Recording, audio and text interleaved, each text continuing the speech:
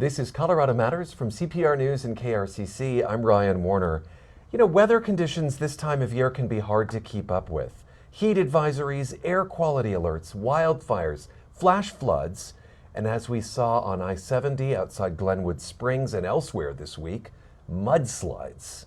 This is the scenario Denver7 chief meteorologist Lisa Hidalgo returned to from her summer vacation.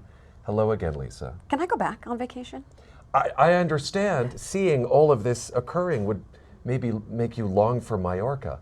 Of all of the conditions I listed, what stands out to you most? Like, are we seeing any trends?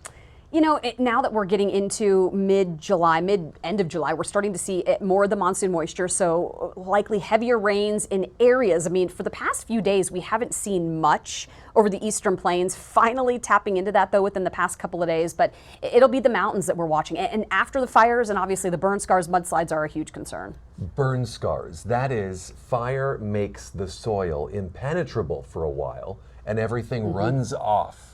Exactly. I mean, you're talking about the other really key note to this is rapid rainfall rates. I mean, we're talking in some cases slower moving cells when we get the monsoon moisture. So you get rainfall rates upwards of around 1 to 2 inches per hour. That's a lot concentrated in a small area. And some of those burn scars, you know, I heard someone describe it. This was, I think, a good description. It's almost like a waxy surface, the burn scar. So any water that lands on it's just going to run right off. Okay, that's a helpful visual. Denver hit 100 degrees for the first time this year, July 20th. How does that compare to previous years? And are we in store for triple digits again? It's usually earlier. In fact, I was looking back, the earliest that we'd ever hit a triple digit day was on June 11th. So you know, this took, it's sweet time to get that. Usually it's end of June that we start to see our record highs in the triple digits. So this was a little bit later.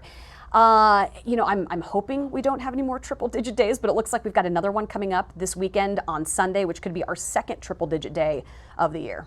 Would that be any sort of record setter? No, not a record setter. I mean, really this time of year, we will see triple digit heat. 105 is the highest that it's ever officially been out at the airport. What we do watch out for, what is rare, is to get back-to-back triple digit days. That usually doesn't happen. Okay, so that's something to be mindful of.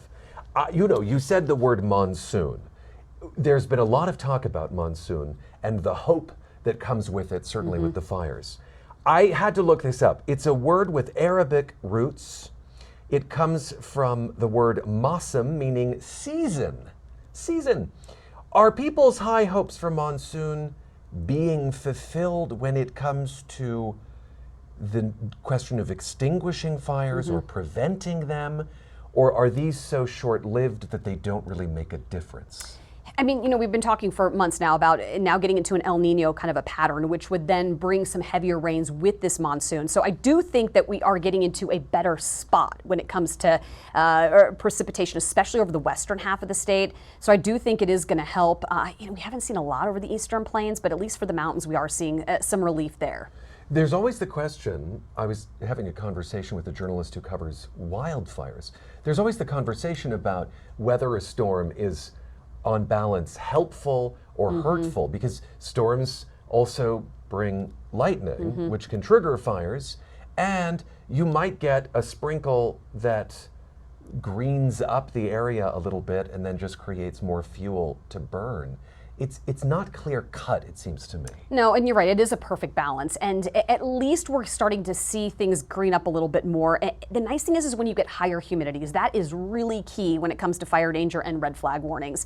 Higher humidities really help, with firefighters there, and then also getting some cooler temps out west too. So the pattern has shifted in a more positive direction this past couple of weeks. Okay, so monsoon does bring humidity. I walked out of the newsroom the other day after a dumping, and it was really humid. A little muggy, right? A little sweaty? Yeah. Yuck.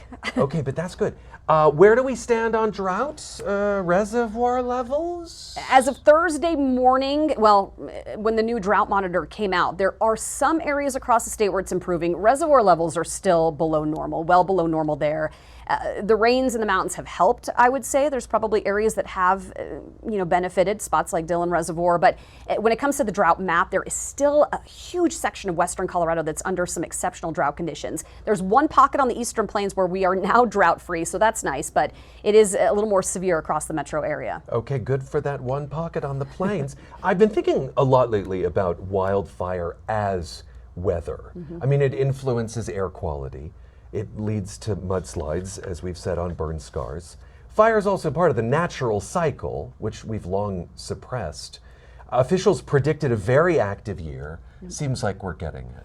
We are. I mean, it's been pretty active, and we've had some big fires too. I mean, you're looking down at, at the Aspen Acres fire. Some people just got let back to their homes, and so it's been quite some time. We are now, at least, I think, getting a hold. When you look at where the firefighters are working, they're able to now get a hold of it with some of the rain that's come in. So at least we've seen some positivity there. There is a new study of snow drought that comes from the Colorado School of Mines in Golden. It finds climate change made this dearth of snow 4 times more likely. What'd you make of the findings?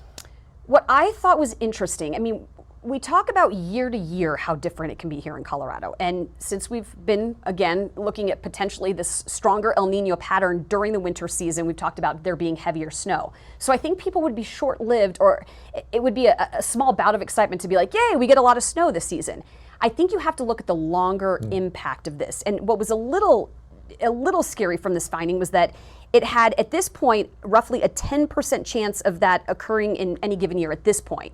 But when you look, they said by the 2050s, that probability is almost 3 times more due to climate change. So that's scary. When you look at over the next 20 to 30 years, what does that mean? That is, that more snow drought is likely on the horizon when you look beyond a single year. Correct, exactly. And I think when we do talk about climate change, that's what you have to look at, not year to year, but more maybe decade to decade. We do not have hurricanes here, Lisa Hidalgo. Wait, this just in, wow. This just in. It's nice when I can teach you something. We do have the preeminent Hurricane Prediction Center at Colorado State University in Fort Collins. What are we seeing for their forecast as the season gets really underway? It goes till November.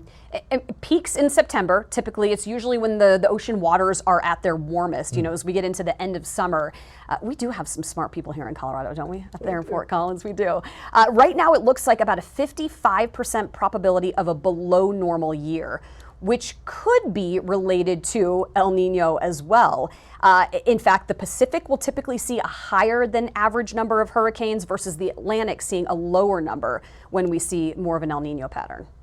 Lisa Hidalgo, I consider you one of the smart people. Wow, I will take that, because the compliments don't come, well, they're few and far between. I dole them out sparingly. Thank you. I missed you. I doubt you missed me. I missed you so much.